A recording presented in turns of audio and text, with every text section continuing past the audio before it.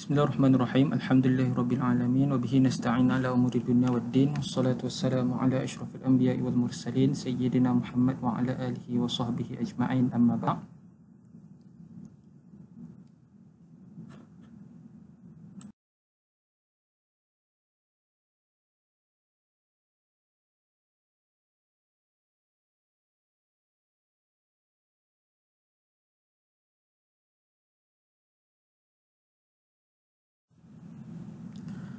Kuliah pada kali ini adalah berkisar berkenaan tentang masadir tasyri' al-muttafaq alaiha ataupun sumber-sumber hukum yang disepakati oleh para ulama.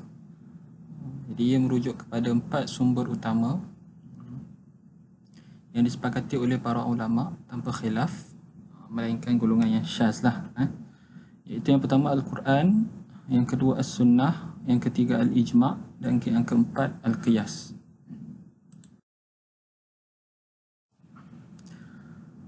Kita mulakan dengan sumber hukum yang pertama, iaitu Al-Quran. Jadi Al-Quran adalah sumber hukum utama dan dia juga merupakan sumber bagi segala sumber-sumber hukum yang lain. Bahkan segala sumber yang lain itu juga sebenarnya merupakan pecahan daripada Al-Quran yang merupakan kalam Allah. Sebenarnya kalau kita bincang dalam nazariyah al-hukum itu Al-Hakim huwallah. Yang menetapkan hukuman, yang mengeluarkan hukum adalah Allah Subhanahu wa Ta'ala. Tugas para rasul adalah menyampaikan, dan tugas para mujtahid adalah untuk istinbat hukum. Tapi sunnah ataupun para rasul bukan Al-Hakim. Mujtahid juga bukan Al-Hakim. Al-Hakim wallah sahaja. Jadi Al-Quran ini merupakan sumber hukum, sumber bagi segala hukum-hukum syarak dan juga sumber bagi segala sumber-sumber hukum yang lain yang merupakan pecahan daripada Al-Quran ini. Menunjukkan tingginya Al-Quran ini, mulianya Al-Quran ini, dan dia juga sekarang itulah dia diletakkan dalam sebagai sumber hukum yang utama, yang pertama sekali. Al-Kitabu lughatan yutlaqu 'ala al-maktubi wa 'ala al-kitabati wal Qur'anu masdarun bi ma'na al-qira'ati. Al-kitab dari sudut bahasa digunakan atas makna al-maktub. Itu maksud sesuatu yang ditulis kan. Wa 'ala al-kitabah, dan juga maksud kitab ni juga adalah penulisan kitabah. Wal Qur'an masdarun bi ma'na al-qira'ah, dan Quran itu sendiri merupakan kalimah masdar dengan makna qiraah ataupun bacaan. Kadang-kadang kita gunakan istilah Quran ni sebagai al-kitab. Daliluhu al-kitab was sunnah. Kitab tu Al-Quran lah. Al-Quran tu juga dari sudut bahasa dia berasal daripada fi'il qara'a ataupun qiraah, membaca. فالقرآن في الاصطلاح هو كلام الله تعالى المنزل على سيدنا محمد صلى الله عليه وسلم باللفظ العربي المنقول إلينا بالتواتر. Al-Quran ini disampaikan kepada kita secara mutawatir. Perawi-perawinya sangat ramai dan sehingga mustahillah mereka itu berpakat untuk melakukan dusta. Jadi itu maksud mutawatir kan. Itulah periwayatan Al-Quran ini sampai tahap mutawatir sehingga tidak ada kemungkinan pendustaan berlaku di dalam periwayatan Al-Quran ini. Al-maktubu bil masahif, telah ditulis dalam mashaf, al-muta'abbidu bi tilawatihi, yang boleh dianggap sebagai ibadah dengan membacanya. Sekadar baca Al-Quran itu sendiri dikira sebagai satu ibadah dah.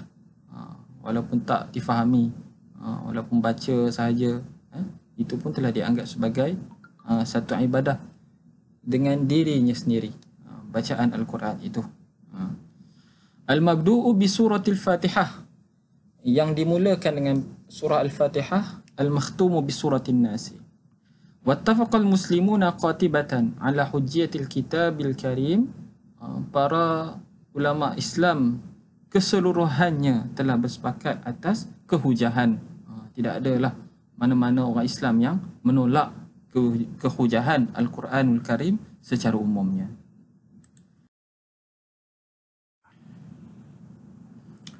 Waddalilu ala dhalika, dalil bagi kehujahan Al-Quran. Pertamanya, Al-Kitabu mangkulun ilaina bitawatur. Al-Quran dinakalkan kepada kita secara mutawatir. Fahuwa thabitun qata'an.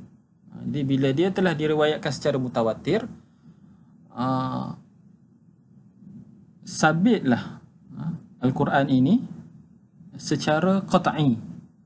Maksudnya tidak ada ruang untuk kita menafikan kesahihan Al-Quran, sebab kita yakin 100% secara qat'i bahawa dia telah, Al-Quran inilah yang diturunkan kepada Rasulullah sallallahu alaihi wasallam, bukan daripada perkataan manusia dan tidak dicampur adukkan langsung dengan perkataan-perkataan lain.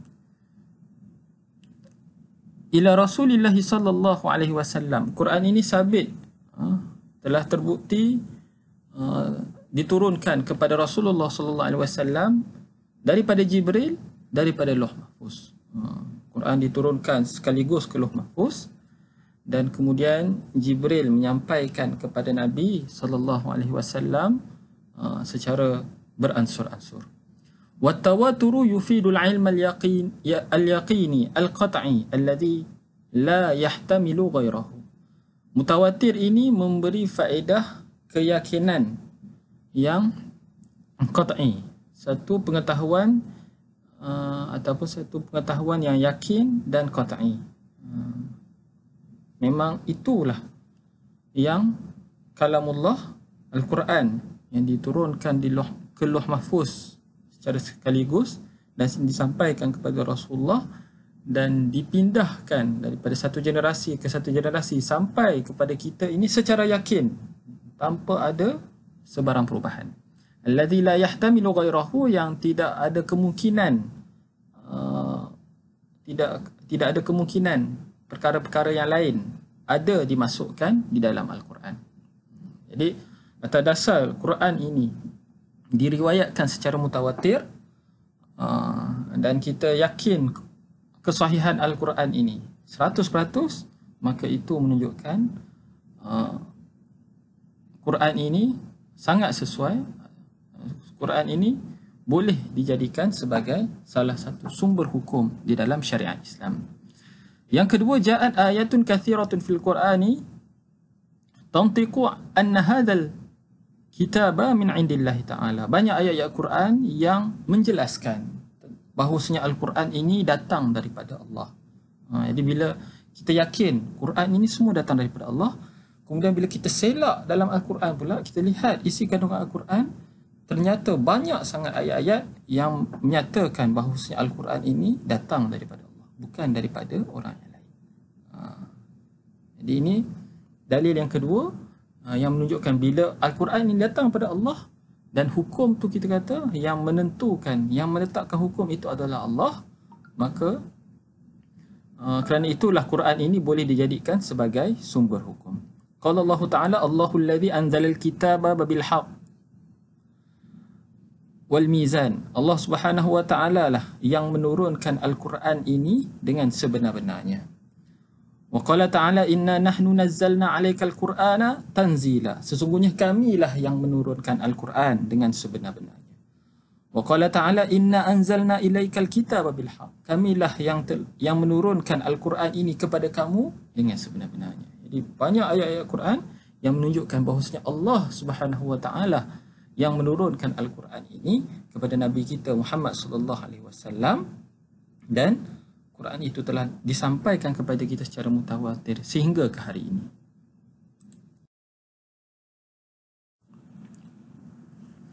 Baik, dalil yang ketiga adalah i'jazul Quranil Karim. Dalil bagi kehujahan Al-Quran juga adalah kemu'jizatan Al-Quran. Wa qad a'jaza al-bashara ala an ya'tu bimithlihi. Al-Quran telah mengalahkan manusia daripada mengemukakan sesuatu yang sama dengan Al-Quran. Jadi Al-Quran telah mencabar manusia, mencabar kaum Quraisy pada ketika itu yang mempunyai kemahiran bahasa, fasahah yang sangat tinggi, tetapi mereka masih lagi tidak mampu untuk mengemukakan yang seumpama dengan Quran. Wal i'jazu huwa qasdu izhari sidqin nabiy fi da'war risalah. Mukjizat bermaksud menzahirkan kebenaran Nabi SAW pada dakwaan kerasulan. Nabi mendakwa dirinya sebagai rasul, dirinya menerima wahyu daripada Allah Subhanahu Wa Taala. Apa bukti bahawasanya para rasul ni menerima wahyu daripada Allah? Mukjizat ini. Mukjizat inilah yang akan membuktikan kebenaran para nabi, kebenaran para rasul. Wa ijazul Quran irtiqa'uhu ila fil balaghati ila haddin kharijin an turuqil bashar. Kemukjizatan Al-Quran adalah dari sudut ketinggian balaghahnya sehingga sampai ke satu tahap yang di luar kemampuan manusia. Walihada ajazu an mu'aradatihi inda tahaddihim. Kerana itulah manusia lemah daripada melawan, menyahut cabaran Al-Quran ketika mereka dicabar. Wal-i'jazu fil kalami huwa an yuaddi al-ma'na bi tariqin huwa ablagh min jami'i ma adahu min at-turuq. I'jaz pada kalam Allah ini dalam Al-Quran ini huwa an yuaddi al-ma'na. Al-Quran ini menyampaikan satu makna dengan jalan yang sangat tinggi, min jami'i ma adahu min at-turuq, daripada kaedah-kaedah lain, kaedah bahasa, uslub-uslub bahasa yang lain yang cuba dibuat oleh manusia. Manusia boleh cuba buat gunakan gaya bahasanya, tapi gaya bahasanya tidak mampu menandingi apa yang Al-Quran boleh sampaikan daripada ayat-ayat Al-Quran yang ada di dalam Al-Quran ini. Sebab tu kita kata Al-Quran ini telah memenuhi segala keperluan manusia. Apa saja masalah-masalah yang dihadapi oleh manusia, permasalahan-permasalahan hukum yang ada pada manusia, semuanya boleh diselesaikan dengan Al-Quran. Sebab apa? Sebab Al-Quran ini walaupun dia mungkin kata ada 30 juzuk sahaja, tetapi bahasanya, balaghahnya, uslub bahasanya itu mampu menjelaskan segala permasalahan manusia. Tidaklah secara terperinci, tapi disebabkan umumnya dan makna di sebalik daripadanya. Bayan al-kitab bil ahkam. Baik, kita masuk tajuk yang lain. Penerangan Al-Quran bagi segala hukum-hukum syarak. Bagaimana Al-Quran ini menerangkan hukum syarak? Al-Quranul Karim asasus syariah wa masdaruha al-awwal. Quran adalah asas bagi syariah. Dia adalah asas. Dan sumbernya yang pertama, yang nombor satu adalah Al-Quran. Wa qad bayyana Al-Quranul Karimu ahkamahu bi ihda tariqatain. Al-Quran menjelaskan hukum hakamnya dengan salah satu daripada dua jalan. Al-ula, jalan yang pertama, al-bayan at-tafsili, penerangan secara terperinci. Li ba'dil ahkam, bagi sebahagian hukum, sedikit saja. Tak banyak hukum-hukum syarak yang diterangkan secara terperinci dalam Al-Quran, tapi ada. Jelaskan, kadang-kadang kita perlu juga jelaskan secara hukum hakam ni secara terperinci kerana maslahat, kerana tujuan-tujuan tertentu. Wa dhalika fi nitaqin mahdudin, pada ruang yang sangat terhad, mithlu buhuthul akidah, pembahasan berkenaan tentang akidah, ada hukum hakam yang dijelaskan secara terperinci. Wa ahkamil mawaris, hukum-hukum pewarisan, 1/2, 2/3, 1/8, semua ni nombor-nombor ni diterang secara terperinci dalam Al-Quran. Mungkin ini menunjukkan kepentingan miras ni.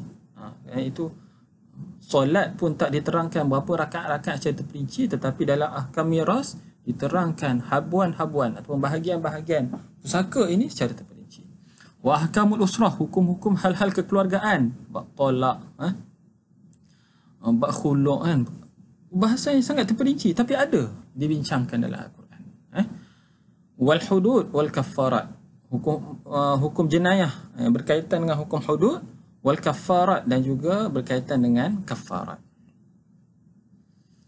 As-saniyatu, jalan yang kedua atau kaedah yang kedua, al-bayan al-ijmali li baqiyatil ahkam asy-syar'iyyah, penerangan secara umum sahaja bagi hukum-hukum syarak yang lain. Contohnya hukum-hukum ibadat fi salati waz zakati was saumi wal haji. Hukum-hukum ibadat, sedangkan ibadat ini adalah antara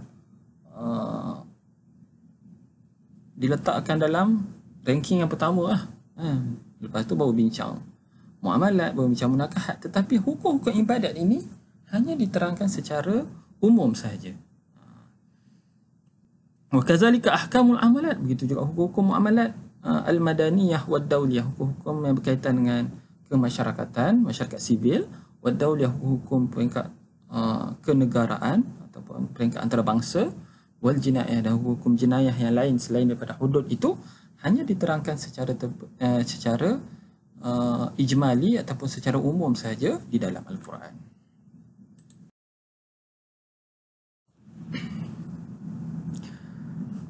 Dalalatu ayatil Quranil Karim 'ala al-ahkam, petunjuk ayat-ayat Quran terhadap hukum-hukum syarak. Okay? Tadi kita bincang berkenaan tentang bagaimana Al-Quran menjelaskan tentang hukum-hukum syarak. Ada bayan tafsili, ada bayan ijmali kan.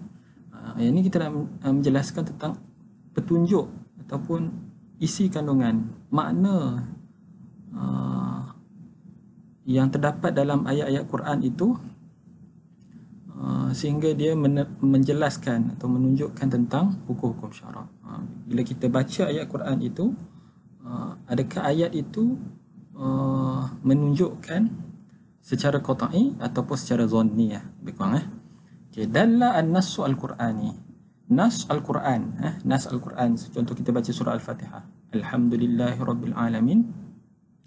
Ayat Al-Quran itu, nas Al-Quran itu menunjukkan tentang hukum syarak dengan dua jalan. Ada dua jalan dia menjelaskan tentang hukum syarak. Pertama, nas qat'i dilalah, nas yang qat'i dilalah, nas yang mempunyai petunjuk yang qat'i. Isi kandungan ataupun makna yang terkandung dalam ayat Al-Quran alhamdulillahirabbil alamin itu adalah maknanya makna yang qat'i.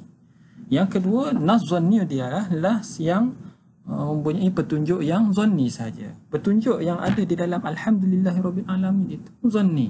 Maksudnya kemungkinan A, kemungkinan B. Ada beberapa makna yang terkandung di dalam. Okey. Okey, fannas qat'iyyu dilalah. Itu contoh tadi saya bagi ayat alhamdulillahirabbil alamin itu sebagai contoh, ya. Sebab dia nak menunjukkan tentang apa hukum hakam yang terkandung di dalam. Fannas qat'iyyu dilalah, nas yang mempunyai petunjuk yang qat'i, huwa ma dalla ala ma'nan muta'ayyinin fahmuhu minhu. Nas qat'i adalah nas yang menunjukkan atas makna yang tertentu, makna yang telah ditentukan kefahamannya daripada nas tersebut. Dia mempunyai makna yang tertentu, maknan muta'ayyinin, ayat yang menunjukkan atas makna yang tertentu, yang dapat difahami daripadanya. Wala yahtamilu ta'wilan, nas ini tidak menanggung, tidak terdapat kemungkinan untuk ditakwilkan dengan maksud yang lain. Wala yahtamilu ta'wilan akhara ma'ahu, bersamanya. Wa dhalika mithlu an-nusus allati waradat fiha a'dadun muayyanatun aw ansibatun muhaddadah. Contoh dia nas-nas yang menunjukkan bilangan-bilangan tertentu ataupun habuan-habuan yang tertentu. Fil mawaris wal hudud, dalam masalah miras dan juga dalam masalah hukuman hudud. Firman Allah Ta'ala, fa in kunna nisaan fawqa thnataini falahunna thulutha ma tarak. Sekiranya kamu ini perempuan lebih daripada dua orang, maka kamu berhak mendapat 2/3 daripada harta yang ditinggalkan. Wa in kana wahidatan, kalau kamu ni seorang saja, tak ada adik-beradik yang lain, an-nisfu, maka kamu hanya berhak mendapat 1/2 daripada harta pusaka. Wali abawaihi likulli wahidin minhuma as-sudus, bagi kedua ibu bapa ini tiap-tiap seorang daripadanya berhak mendapat 1/6. Mimma taraka in kana lahu walad, kalau kedua ibu bapanya ada anak. Fa illam yakul lahu waladun wa warithahu abawahu fali ummihi as-sudus. Sekiranya dia mempunyai anak dan kedua ibu bapanya berhak mewarisi harta pusaka, maka maknya akan mendapat 1/3. Okay? Jadi bilangan-bilangan ini yang saya tandakan merah ini 2/3, 1/2, 1/6. Okay? Jadi ini adalah bilangan-bilangan tertentu, dan bilangan ini tidak boleh untuk kita takwilkan dengan perkara yang lain. 2/3 ni mungkin 2/4 ke, mungkin 2/5 ke, nak takwil. Kita nak tafsirkan kepada makna yang lain. An-nisfu 1/2 ni mungkin maknanya tak sampai setengah ni, hampir-hampir kepada 1/2. 1/3 ke, okay. Dia mengurangkan apa yang apa yang telah ditetapkan. Okay. Jadi nas-nas inilah yang dikatakan sebagai nas qat'iyyud dilalah. Tetapi bukanlah semua ayat ini qat'iyyud dilalah. Mungkin sebab kalau sebut fa in kunna nisaan, kalau kamu ni perempuan ni merujuk pada siapa? Anak si mati ke? Saudara perempuan si mati ke? Saudara seibu ataupun saudara sebapa si mati ke? Jadi nisa ini masih lagi tak masuk dalam bahagian yang pertama yang merujuk kepada nas qat'iyyud dilalah. Nas qat'iyyud dilalah ni hanya kebiasaannya merujuk kepada bilangan-bilangan ataupun memang makna tersebut tidak mengandungi makna yang lain, ataupun dia hanya mempunyai satu makna saja dan dia tak boleh ditakwilkan dengan perkara-perkara yang lain. Kalau seperti itu, barulah yang dipanggil sebagai qat'iyyud dilalah.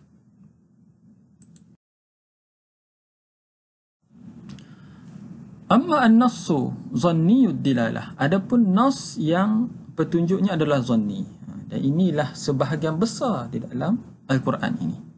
Sebahagian besar Al-Quran ini adalah zanniyud dilalah. Walaupun Quran itu disampaikan kepada kita secara mutawatir, dan sabitnya Al-Quran itu adalah secara qat'i, dan memang kita tak boleh ingkari. Siapa yang mengingkari kesahihan Al-Quran, na'udzubillah, boleh terkeluar daripada agama Islam. Tetapi makna, isi kandungan yang ada dalam Al-Quran itu bukan semua qat'i. Lafaz adalah qat'i, tapi makna, dilalahnya, petunjuknya, sebahagian besarnya adalah zanni sahaja. Sebab apa? Sebab Al-Quran ini dia menjelaskan banyak makna daripada ayat yang sedikit. Ayat yang sikit tapi maknanya banyak. Maknanya boleh ditafsirkan dengan pelbagai makna. Itu ketinggian Al-Quran lah. Itu mukjizat Al-Quran yang tidak ada pada perkataan-perkataan manusia yang lain. Dan bila dia mempunyai terlalu banyak makna, maka kerana itulah kebanyakan ayat-ayat Al-Quran ini hanyalah zanni dilalah. Dia bukan qat'i dilalah. Fahuwa ma yadullu ala iddati ma'anin, ayat yang menunjukkan beberapa makna. Au huwa ma yadullu ala ma'nan walakinahu yahtamilu ma'anin ukhra, sesuatu ayat yang menunjukkan atas satu makna, tetapi ada kemungkinan dia mengandungi makna yang lain. Mungkin ayat tu memang secara zahirnya memang ada 10 makna kan, ataupun secara zahir dia hanya ada satu, tapi kalau kita tafsir, kalau kita takwil, kalau kita tengok berlapis-lapis, mungkin ada makna yang lain. Bi an yahtamila at-ta'wil, kemungkinan dia boleh ditakwilkan, wasarfa an ma'nin ila ghairuhu, dan memalingkan daripada satu makna kepada makna yang lain. Makna yang zahir itu dipindahkan kepada makna yang tersembunyi, makna yang majazi ke. Mislu lafzil yaddi fi ayatis sariqah, perkataan tangan dalam ayat mencuri. Wassariqu wassariqatu faqta'u aydiyahuma, pencuri lelaki dan perempuan, maka potonglah tangan kedua-duanya. Ayat ni nampak macam jelas kan, tetapi sebenarnya masih lagi zanni. Fal yaddu lafzun mushtarak, tangan ini adalah lafaz mushtarak. lil yumna wal yusra. Tangan ni boleh maksud tangan kanan, boleh maksud tangan kiri. Wa tahtamilu kullam minhuma, dan tangan ini boleh ditakwilkan, ditafsirkan bagi setiap satu daripada kedua-duanya. Kama yahtamilu an yurada minha al-asabi', seperti juga ada kemungkinan makna tangan ini adalah jari saja, mungkin potong-potong jari, au ila raskhi, ataupun potong tu sampai ke pergelangan, au ila al-marfaq, ataupun sampai ke siku, ataupun sampai ke lengan lah, sampai ke bahu ni. Faja'at as-sunnatu wa bayyanat zalik. Disebabkan ayat itu masih lagi mujmal, masih lagi ada kemungkinan-kemungkinan, hadis menjelaskan apa sebenarnya yang dimaksudkan dengan potong tangan ni. Potong tangan ni sampai tahap mana? Sampai pergelangan tangan. Itu saja. Bukan nak potong lebih ataupun kurang daripada itu. Jadi inilah nas yang zanni dilalah. Okay. Sumber hukum yang kedua yang disepakati oleh para ulama ialah as-sunnah an-nabawiyah. Hadis-hadis Nabi. As-sunnatu lughatan hiya at-tariqatu wal-'adatu hasanatan kanat am sayyi'atan. Sunnah adalah jalan ataupun kebiasaan. Sama ada jalan dan kebiasaan yang baik ataupun jalan dan juga kebiasaan yang buruk. Dari sudut bahasa lah. As-sunnatu fil istilah ma nuqila an Rasulillah sallallahu alaihi wasallam min qawlin aw fi'lin aw takririn. Perkara yang dinakalkan, perkara yang diambil daripada Rasulullah sallallahu alaihi wasallam, sama ada perkataan ataupun perbuatan ataupun pengakuan daripada Nabi. Aqsamus sunnati min haitsul mahiyah, pembahagian sunnah dari sudut diri zat sunnah itu sendiri, pada hakikat sunnah. Mahiyah, mahiyah hakikat, mahiyah apa dia Awalan, yang pertama as-sunnah al-qauliyah, hadis-hadis qauli. Hiya al-ahadithu allati nataqa biha Rasulullah wa hiya tushakkilu as-sawad al-a'zama min as-sunnati mithlu hadithi innamal a'malu binniyat. Hadis-hadis yang berbentuk perkataan, iaitu hadis yang dituturkan oleh Nabi SAW, dan bahagian ini merupakan sebahagian besar daripada sunnah-sunnah Nabi. Contoh dia hadis innamal a'malu binniyat. Sebahagian besar hadis ni ialah hadis-hadis qauli lah.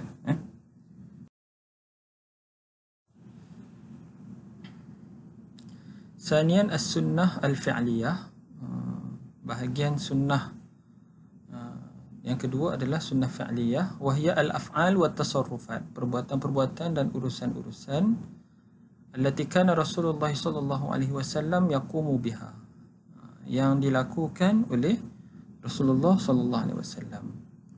Fi dairatil amali wa tashra', dalam ruang lingkup amalan-amalan dan juga pensyariatan. Nabi laksanakan itu sebagai satu amalannya, sebagai satu amalan kerja buat yang dia perlu lakukan, wa tashri' dan juga dari sudut pensyariatan. Nabi buat itu untuk menunjukkan itu adalah satu syariat daripada Allah Ta'ala.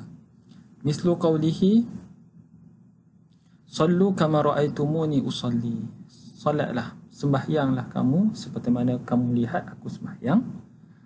Jadi Nabi perintahkan supaya kita mengikut perbuatan Nabi ketika solat. Hadis itu adalah berbentuk fi'liyah, sunnah fi'liyah. Bagaimana Nabi rukuk, bagaimana Nabi sujud, itulah yang akan kita laksanakan. Qauluhu khudhu anni manasikakum, ambillah daripada aku ibadat haji kamu. Tengok bagaimana Nabi laksanakan ibadat haji, bermula daripada tawaf, kemudian daripada wukuf di Arafah, kemudian melontar ke. Jadi apa saja ibadah-ibadah haji yang Nabi lakukan, maka itulah syariat, hukum hakam bagi ibadah haji tersebut. Salisan as-sunnah at-taqririyah, sunnah yang takrir, sunnah yang berbentuk pengakuan daripada Nabi. Hiya ma aqarrahu Rasulullah sallallahu alaihi wasallam mimma sadara anis sahabah, apa yang diperakui oleh Nabi daripada perbuatan-perbuatan sahabat ataupun perkataan-perkataan sahabat. Bisukutihi, Pengakuan Nabi itu dengan cara Nabi diam, wa adami inkar, dan Nabi tidak ingkar.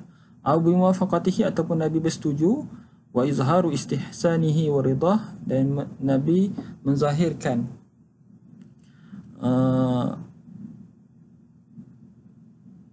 persetujuan dan keredaan Nabi tersebut. Mithlu iqrarihi liman tayammama minas sahabah, seperti pengakuan Nabi SAW bagi sahabat Nabi yang bertayamum untuk mengerjakan solat. Li'adami wujudil ma', kerana tiada air. Thumma wajadahu ba'da solah, kemudian sahabat tersebut menemui air setelah dia masuk dalam solat. Walam yu'id solatuhu, tetapi sahabat Nabi ini tidak mengulangi solatnya. Walaupun air telah ada, tapi disebabkan sahabat tu telah dah angkat takbir dah berada dalam solat dah. Jadi sahabat ini tidak membatalkan solat, dia terus sembahyang. Dan lepas dia salam pun, selepas dia berakhir solat pun, dia tidak qada semula ke ataupun mengulangi semula solat tersebut. Dan perbuatan sahabat ini diperakui, diiktiraf oleh Nabi bahawasanya perbuatannya itu adalah betul, adalah tepat.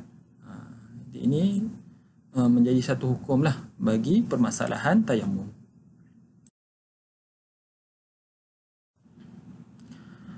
Hujjah as-sunnah, kehujahan as-sunnah.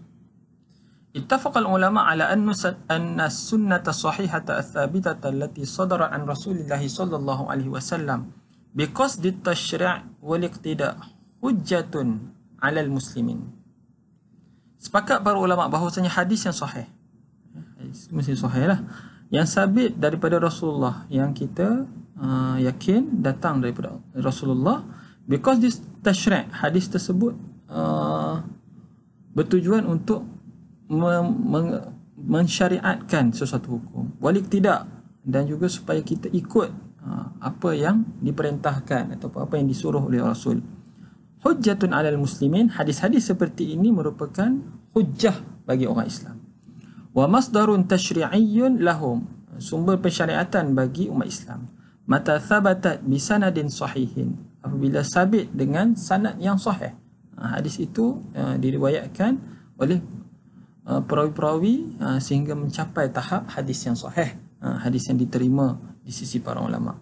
Imma bi tariqil qat'i, sama ada hadis itu diriwayatkan dengan jalan yang qat'i, jalan yang yakin, putus, ataupun secara mutawatir lah maksudnya.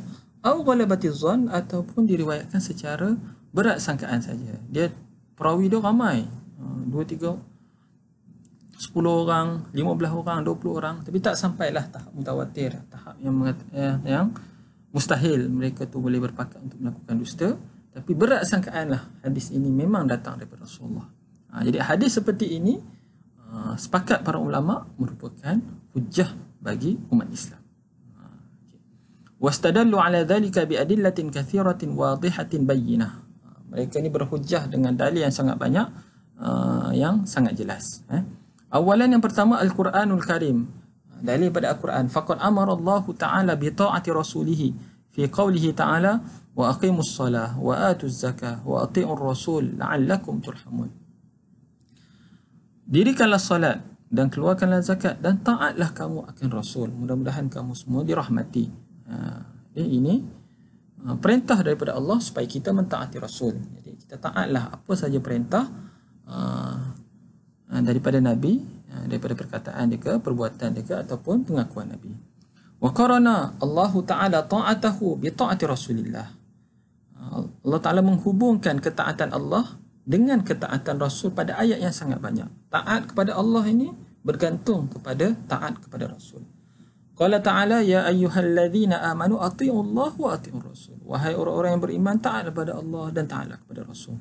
Wa ulil amri minkum, dan pemimpin-pemimpin di kalangan kamu.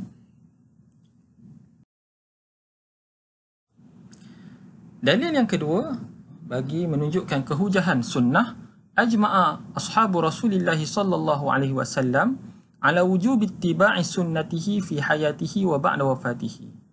Atas kewajipan mengikut hadis Nabi sallallahu alaihi wasallam semasa Nabi hidup dan setelah Nabi wafat. Wal amalu biha, beramal dengan hadis Nabi. Wal iltizam, dan mengikat diri kita. Maksudnya patuhlah dengan hukum-hukum yang datang daripada hadis-hadis Nabi ini. Wa tanfizi ma fiha min awamir, melaksanakan segala perintah-perintahnya.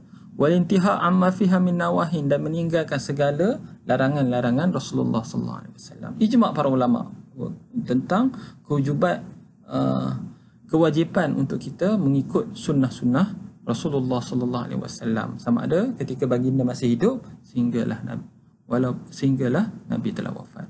Fakanu la yufarriquna bainal ahkamil munazzalati fil Qur'anil Karim. Para sahabat tidak membezakan hukum yang diturunkan di dalam Al-Quran wa bainal ahkamis sadirah an Rasulillah sallallahu alaihi wasallam, dan juga hukum-hukum yang dikeluarkan daripada Rasulullah sallallahu alaihi wasallam. Sama saja, hukum yang datang daripada Al-Quran pun wajib untuk kita taati, hukum yang datang daripada Rasul pun wajib kita turuti dan laksanakan sedaya mampu kita.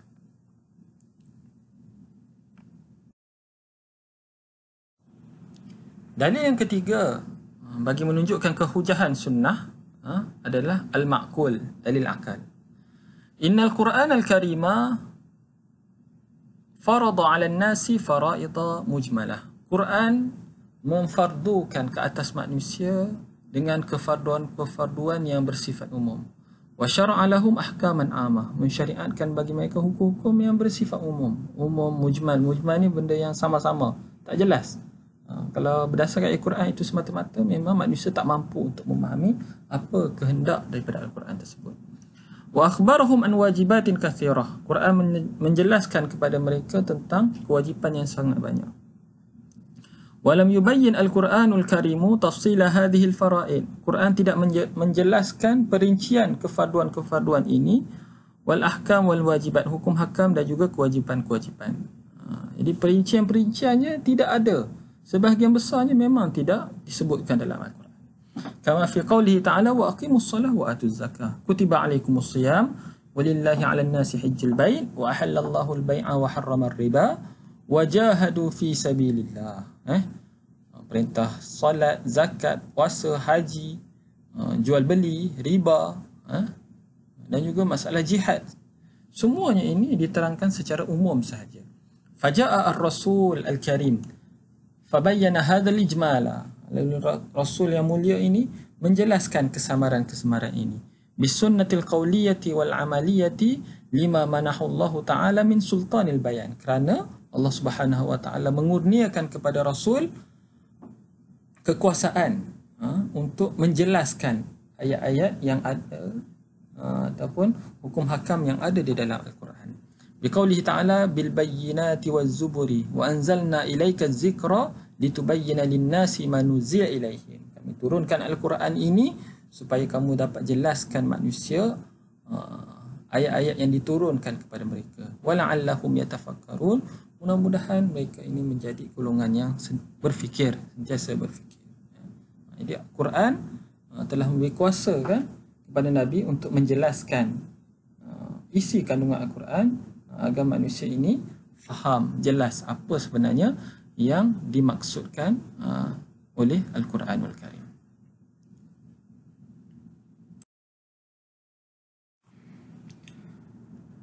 Kita masuk sumber hukum yang ketiga daripada sumber-sumber hukum yang disepakati, al-ijma'u.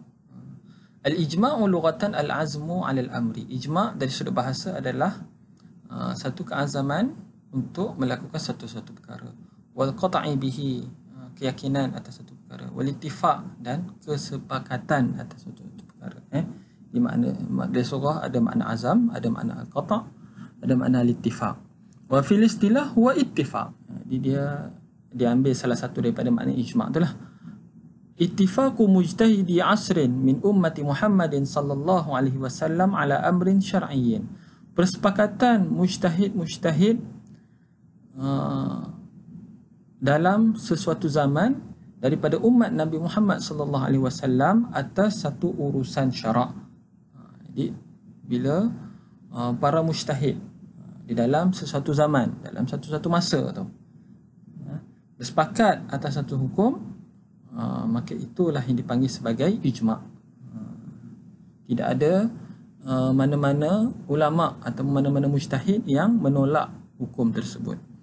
Wa misalul ijma' al-ittifaq ala khilafati Abi Bakrin, contoh ijma' adalah kesepakatan para ulama ketika itu untuk melantik Abu Bakar sebagai pengganti Rasul. Wa tawrithi al-jaddad as-sudus, memberikan hak pusaka kepada nenek sebanyak 1/6. Jaddah ini, nenek ini tidak ada dalam Quran, tidak ada dalam hadis. Jadi ijma' lah yang memutuskan bahawasanya nenek berhak juga mendapat 1/6 daripada harta pusaka. Wal ijma'u la budda lahu min dalilin ka ayatin aw hadithin zahirid dilalah. Tetapi ijma' tak dapat tidak daripada dalil. Ijma' ni tak boleh juga tiba-tiba nak keluarkan hukum. Ini ijma' ulama. Ijma' mesti berdasarkan kepada dalil Al-Quran juga. Ini menunjukkan dia ijma' ni juga sebenarnya pecahan daripada Al-Quran. Aw hadithin zahirid dilalah, hadis yang zahir petunjuknya. Aw mahallil ijtihad, ataupun tempat berlakunya ijtihad, sandaran bagi ijtihad tersebut. Wa 'inda al-ijma' yasbahu al-amru hukman qat'iyyan la majala li ihtimali ghairihi. Dan apabila ijma' itu berlaku, maka hukum tersebut akan menjadi hukum yang qat'i dan tiada ruang untuk mengandungi makna-makna yang lain ataupun hukum-hukum yang lain. Asalnya ayat-ayat Al-Quran atau ayat-ayat hadis ini ataupun tempat ijtihad para ulama ini ada ruang untuk ditafsirkan dengan makna yang lain ataupun ada ruang untuk melakukan ijtihad yang lain. Okay? Tetapi bila ijma' telah berlaku, hukum yang kita katakan kebanyakan ayat-ayat Al-Quran ini zanni kan, zanni dilalah, petunjuknya itu adalah zanni. Tapi disebabkan telah berlaku ijma', hukum yang asal zanni itu bertukar menjadi qat'i dan tidak boleh ditafsirkan dengan perkara-perkara yang lain. Okay. Contohnya macam ayat tadilah, wa aqimus solah, dirikanlah solat. Dirikanlah solat. Solat itu sendiri mempunyai banyak makna. Terkenal lah solat itu dengan makna doa. Tapi Allah Ta'ala bukan perintah doa semata-mata. Allah Ta'ala perintah supaya mendirikan solat. Dan solat sebagaimana yang diajar oleh Rasulullah sallallahu alaihi wasallam, bermula daripada takbir sampailah kepada salam. Tapi perintah Allah Ta'ala wa aqimus solat itu tidak menjadikan hukum itu hukum yang qat'i. Sebab apa? Sebab petunjuknya adalah zanni. Zanni dilalah saja. Dan bila petunjuk yang zanni, hukum dia pun zanni lah. Tapi bagaimana nak satu hukum itu boleh berpindah daripada zanni kepada qat'i? Hukum itu boleh berpindah daripada zanni kepada qat'i apabila berlaku ijma'. Ini peranan ijma'. Peranan ijma' ni mengubah hukum yang tarafnya hanya zanni saja. Kalau kita berdalilkan kepada Al-Quran ataupun kita berdalilkan kepada hadis ataupun kita berdalilkan kepada qiyas dan juga uruf dan sumber-sumber hukum yang lain, hukum kalau kita bersandarkan kepada sumber-sumber hukum ini, termasuklah Quran dan hadis sekalipun, kemungkinan hukumnya akan jadi hukum yang zanni saja. Tapi bila berlaku ijma', hukum itu akan berubah menjadi qat'i. Jadi sebab itulah perintah untuk mengerjakan solat ini, hukum kewajipan mengerjakan solat ini adalah hukum yang qat'i. Walaupun kalau semata-mata ayat wa aqimus solat tak cukup, tapi disebabkan selepas itu ijma' ulama, sepakat para ulama yang mengatakan solat ini, solat 5 waktu ini adalah wajib. Jadi hukum pun menjadi qat'i, dan bila qat'i itu tidak ada siapa pun yang boleh mentafsirkan dengan ijtihad-ijtihad yang lain, dan tidak boleh siapa pun mengingkari hukum tu. Siapa yang mengingkari boleh jatuh murtad, boleh jatuhlah syahadahnya. Qala ta'ala wa man yushaqiqir rasula min ba'di ma tabayyana lahul huda wa yattabi' ghayra sabilil mu'minin nuwallihi ma tawalla wa nuslihi jahannam wa sa'at masira. Dan siapa yang menderhakai rasul setelah dijelaskan kepadanya petunjuk dan mengikut jalan selain daripada jalan orang yang beriman. Jalan orang yang beriman ni satu, ikut rasul, dan juga ikut juga jalan orang-orang yang beriman. Ini yang ditafsirkan sebagai ijma' ulama. Nuwallihi ma tawalla, kami palingkan mereka, wa nuslihi jahannam, dan kami masukkan ke dalam neraka jahannam, dan itulah seburuk-buruk tempat kembali. Siapa yang tak ikut rasul, siapa yang tak ikut ijma' ulama, maka diberi amaran tentang balasan azab seksa di hari akhirat nanti. Syurutul ijma', syarat-syarat ijma'. Yang pertama, alla yu'aridahu nassun minal Qur'ani aw sunnati aw ijma'in sabiqin. Tidak bertentangan, ijma' tersebut tidak bertentangan dengan nas daripada Al-Quran ataupun sunnah ataupun ijma' yang terdahulu. Di ijma' ini juga tidak bolehlah bertentangan dengan nas yang ada dalam Al-Quran.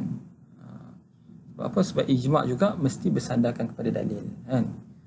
Sama ada dalil Quran dan sunnah. Jadi tak bolehlah ijma' itu bertentangan dengan nas daripada Al-Quran ataupun sunnah, ataupun ijma'in sabiqin, ataupun dia berlawanan dengan ijma' yang terdahulu.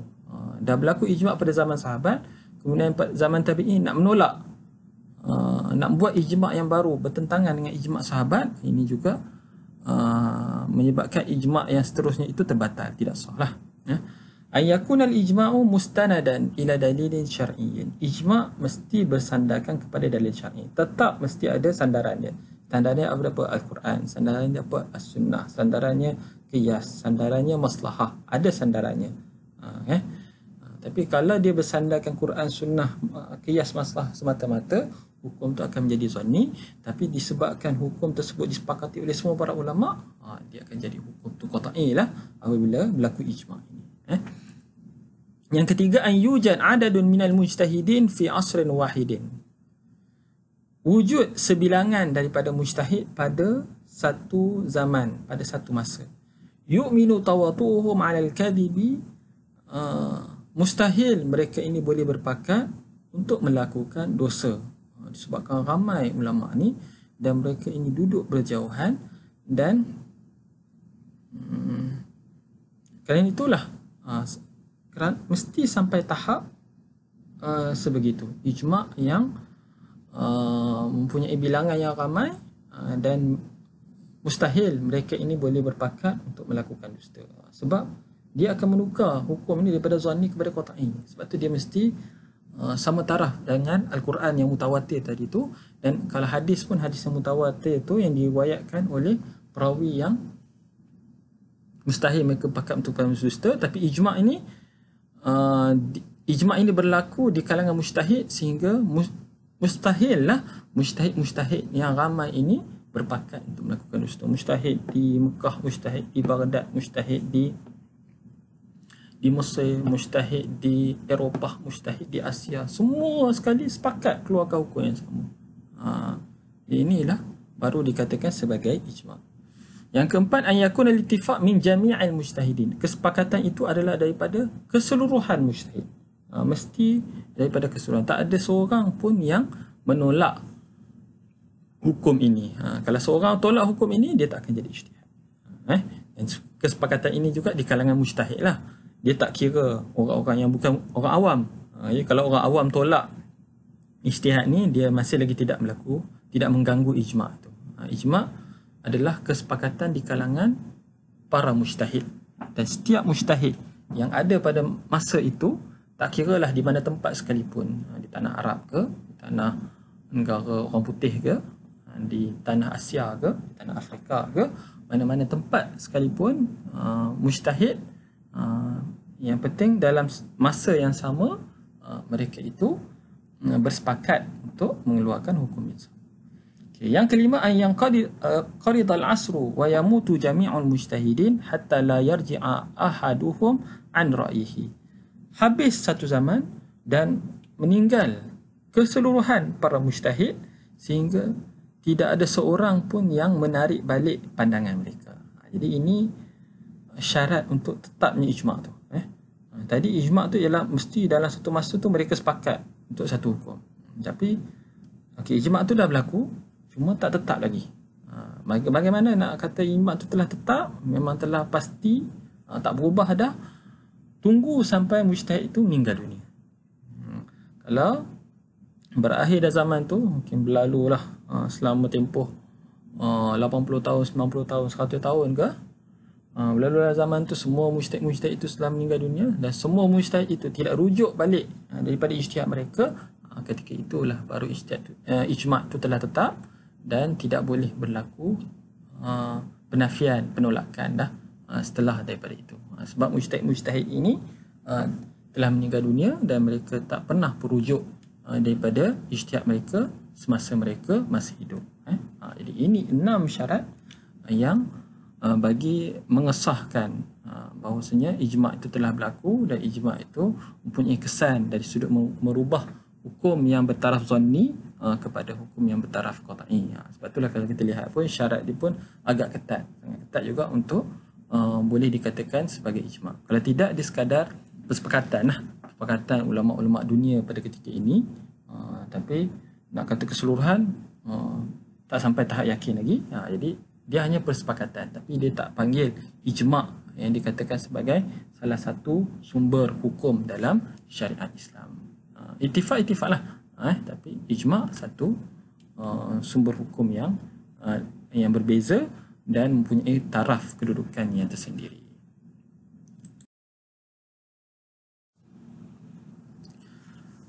Sumber hukum yang keempat, al-qiyas. Al-qiyasu fil lughati at-taqdiru. Qiyas dari sudut bahasa adalah takdir, kita nak mengukur sesuatu. Ammal qiyasu fil istilah, adapun qiyas dari sudut istilah, fahuwa musawatu far'in li aslin fi 'illati hukmihi. Menyamakan furu' dengan asal. Itu maksud qiyas. Qiyas kita nak samakan masalah furu' dengan masalah asal. Fi 'illati hukmihi, pada illah hukumnya. Apa illah yang ada pada masa asal itu, kemudian kita cuba samakan dengan furu'. Adakah sama illah yang ada pada asal dengan furu' itu? Dan jika sama, maka hukum yang ada pada asal itu akan dipindahkan kepada furu'. Misalul qiyas an yaqisal mujtahid al-aruzza. Seorang mujtahid mengqiyaskan beras. Beras ni kita panggil furu', wa far'un. Alal burri, atas biji-bijian. Biji-bijian secara umum lah, biji-bijian gandum. Wahwa aslun, bur ni adalah asal. Sebab ada dalam hadis Nabi sebut al-bur, tapi hadis Nabi tak sebut rus. Nasi, beras tak sebut. Lishtirakihima fi 'illati at-ta'mi, kerana kedua-duanya berkongsi dari sudut illah makanan. Rus adalah makanan, bur yang disebut dalam hadis Nabi pun gandum tu adalah makanan.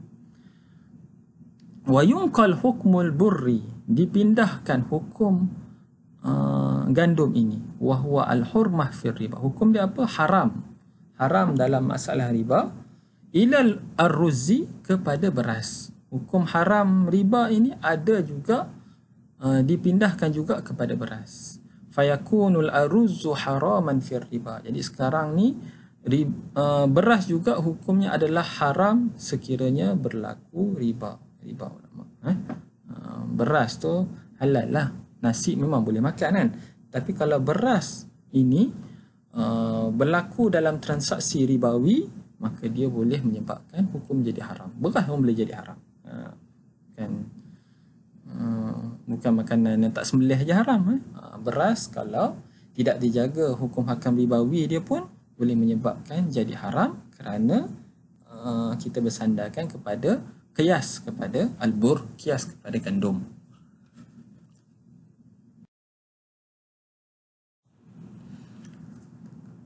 Hujjatul qiyas, awalan al-Quranul Karim. Kehujahan qiyas, qiyas lah dalil yang disepakati oleh para ulama, tapi masih lagi ada dia tak sampai ijma' sebenarnya. Ni kata dia disepakati tapi dia bukan ijma'. Ada sebahagian ulama yang khususnya mazhab Zahiri yang menolak kehujahan qiyas. Jadi kita perlukan kepada dalil bagi membuktikan kehujahan qiyas.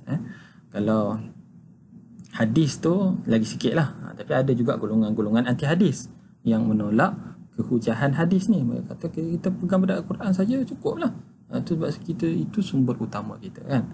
Jadi perlu kepada hujah-hujah bagi membuktikan kehujahan hadis Nabi ini. Al-Quran memanglah seluruh umat Islam sepakatlah bahawasanya Quran ini adalah sumber hukum kan. Tapi ada golongan-golongan yang tidak mengiktiraf agama Islam ataupun golongan-golongan yang tak mempercayai agama ini, mereka juga ada dalil-dalil mereka untuk ataupun ada membuat andaian-andaian ataupun rekaan-rekaan, dakwaan-dakwaan yang mengatakan tak boleh kita berhujah Al-Quran. Jadi sebab itulah perlu ada dalil-dalil ini. Dalil-dalil ini bagi membuktikan kehujahan Al-Quran, membuktikan kehujahan As-Sunnah, membuktikan kehujahan ijma', dan sekarang ini bagi membuktikan kehujahan qiyas. Awalan Al-Quranul Karim. Qala Allah Ta'ala fa'tabiru ya ulil absar. Fa'tabiru, maka berfikirlah wahai orang yang punya mata hati. Al-i'tibaru wal qiyas. Para ulama mengatakan i'tibar ini makna qiyas. I'tibar itu maknanya menunjukkan makna qiyas. Jadi fa'tabiru tu maksudnya faqisu, qiyaslah kamu. Wal ayat amara bil i'tibar. Ayat ini memerintah supaya kita mengambil i'tibar, berfikir. Wal amru yufidul wujub. Amar ini menunjukkan wajib. Fayakunul qiyasu wajiban 'alal mujtahid. Kerana itulah qiyas merupakan wajib ke atas para mujtahid. Wa annahu huwa hukmullah ta'ala fi i'tiqadihi, dan hukum yang dikeluarkan berdasarkan qiyas adalah hukum Allah pada keyakinannya. Di sudah i'tiqadnya daripada qiyas yang dilakukan, dia samakan masalah furu', masalah asal, walaupun hukum tu tak ada dalam Quran, tak ada hadis, tapi itu adalah hukum Allah dari sudut keyakinan dia. Sebab Allah sendiri perintah supaya kita berfikir, supaya kita berqiyas menggunakan qiyas. Sanian qiyas Rasulullah sallallahu alaihi wasallam fi umurin katsirah. Nabi melakukan qiyas pada banyak perkara. Minha anna Umar sa'ala an qiblati hal tuftiru as-saim. Adakah cium itu membatalkan puasa? Faqala ara'aita in tamadmatta akunta taftar. Apa pandangan kamu sekiranya kamu berkumur, adakah batal puasa? Kalau berkumur je batal ke puasa? Qala, jawab Sayyidina Umar, taklah, berkumur tak batal puasa. Bahkan kalau kita ambil wuduk pun memang masih lagi disunatkan untuk kita berkumur. Qala alaihi salatu wassalam, famal far, apa bezanya antara berkumur dan juga cium isteri ni? Wa huna qasa al-qiblah ala al-madmadah. Nabi mengkiaskan cium isteri itu atas berkumur. Fi adamil iftar, pada kedua-duanya itu tidak membatalkan puasa. Wal illah al-mushtarikah bainahuma, illah yang sama di antara kedua-duanya adalah kullam minhuma muqaddimatul iftar. Tapi walaupun begitu, kedua-duanya adalah muqaddimah, permulaan bagi perkara-perkara yang boleh membatalkan puasa. Kalau kumur tu, kalau berlebih-lebihi berkumur, takut terminum pula, memang boleh batal puasa. Sama juga cium isteri itu tak batal, tapi kalau berlebihan lebih daripada itu, kemungkinan juga boleh membatalkan puasa. Tapi sekadar cium, sekadar kumur itu tidak batal. Jadi ini Nabi melakukan qiyas cium atas berkumur. Qiblah ala al-madmadah. Qasa al-qiblah ala al-madmadah. Wa minha, dan contoh yang lain, anna rajulan min Khath'am ja'a ila Rasulillah sallallahu alaihi wasallam faqala inna abi adrakahu al-Islam. Bapa aku telah masuk Islam. Wa huwa syaikhun kabir, dia seorang yang sangat tua. La yastati'u rukubar rahli, tak mampu untuk menaiki kenderaan. Wal hajju maktubun alaihi, sedangkan haji telah diwajibkan ke atas. Dia wajib untuk mengerjakan haji. Ada kemampuan. Kalau ikut kemampuan RM1 ada pada dirinya. Afa ahujju anhu, adakah boleh aku menunaikan haji bagi pihak? Qala, sabda Nabi sallallahu alaihi wasallam, anta akbaru waladihi, kamu ni anak yang paling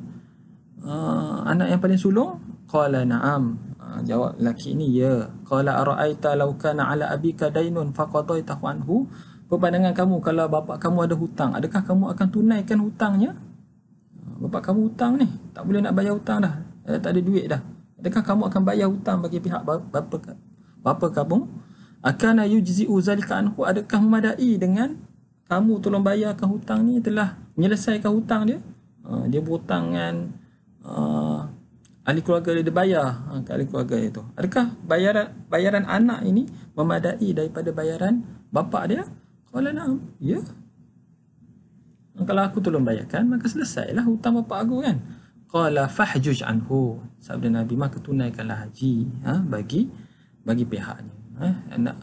Bapa kamu ada hutang untuk melaksanakan haji, maka tunaikanlah haji bagi pihak bapa kamu supaya tertunailah, terlunaslah hutang hak Allah ini. Sebab haji adalah hak Allah Subhanahu Wa Taala. Hutang tu adalah hak manusia. Fahadha qiyasun minar rasul lidainillah ala dainil ibad fi wujubi adaihi. Nabi mengkiaskan hutang Allah iaitu haji atas hutang hamba iaitu hutang wang ringgit ke, dari sudut sama fi wujubi adaihi, dua-dua tu wajib ditunaikan. Bapa dia wajib bayar hutang manusia dan bapa juga wajib bayar hutang dengan Allah dari sudut ibadah haji. Jadi ini adalah contoh kias-kias yang dilakukan oleh Nabi SAW dan juga sebagai satu pengajaran mengajar umat Islam, mengajar para mujtahid untuk melakukan ijtihad bagi permasalahan-permasalahan yang berlaku di kalangan manusia. Arkanul qiyas, rukun-rukun bagi qiyas. Qiyas perlu ada rukun-rukun ini. Dia boleh juga dianggap sebagai syarat lah. Syarat bagi qiyas kerana setiap rukun ini akan ada syarat-syaratnya yang terperinci. Rukun qiyas ada 4 iaitu aslun wa far'un wa hukmul asli wal illati. Yang kita telah lebih kurang kita sebut tadi kan. Al aslu huwa mahallul hukmi al musyabbah bihi. Asal adalah tempat bagi hukum yang hendak diserupakan dengannya. Contoh dia khamar, sebenarnya adalah arak. Arak ni hukumnya ada dalam Al-Quran. Dan kita nak serupakan, kita nak samakan, dia ialah hukum yang kita akan serupakan dengan permasalahan yang lain. Al-far'u huwa al-waqi'ah, satu permasalahan atau hadisah, satu peristiwa yang nuridu ma'rifata hukmiha, yang kita hendak mengetahui hukumnya. Satu permasalahan ataupun satu perkara yang berlaku yang kita nak tahu hukumnya. Contohnya nabis, contohnya tuak. Tuak ni tak disebut dalam Al-Quran, tapi kita nak tahu apa hukum tuak ni. Hukmul asli huwa al-hukmu syar'i, itulah hukum syarak, wajib, sunat, haram, makruh, harusan. Wa yushtarat fihi an yakuna sabitan binassin aw ijma'in. Tapi hukum asal ini disyaratkan mesti sabit dengan nas ataupun sabit dengan ijma'. Arak, apa hukum arak? Hukum arak adalah haram. Dan apa dalil bagi pengharaman ini? Dalilnya adalah firman Allah Ta'ala, innamal khamru wal maisiru wal ansamu wal azlam rijsum min amali syaitan fajtanibuh. Ayat Al-Quran inilah yang menjadi dalil bagi pengharaman arak. Jadi hukmul asli ia adalah hukum syarak. Salah satu hukum syarak yang 5 tu dalam contohnya adalah haram, dan hukum pengharaman arak ini ada dalil daripada Al-Quran. Yang keempat, al-illah wahya al-wasfu, satu sifat yang menghimpunkan di antara permasalahan asal dan juga permasalahan furu'. Apa sifat yang menyamakan antara asal dan furu' ini? Okay? Dan dalam contoh ini al-iskar, sifat mabuk itu ada pada arak dan ada pada nabis. Kerana itulah hukum haram yang ada pada arak itu telah dipindahkan kepada nabis disebabkan pertalian illah ini. Jadi seolah-olah illah ini menjadi dalil pula bagi pengharaman nabis. Khamar tak apalah, ada dalil Quran kan. Nabis apa dalil dia? Dalil dia illah ni. Jadi illah ni juga antara perkara ciri penting lah dalam permasalahan qiyas. Dalam ilmu usul fiqh ni dalil-dalil yang paling dibincangkan secara terperinci adalah qiyas. Qiyas ni perbahasannya sangat panjang kan. Dan dalam qiyas itu sendiri perbahasan yang agak terperinci juga adalah berkenaan dengan illah. Sebab illah inilah yang menentukan sama ada qiyas itu qiyas yang sahih ataupun qiyas itu adalah qiyas yang fasid, yang wasak, yang tak boleh digunakan.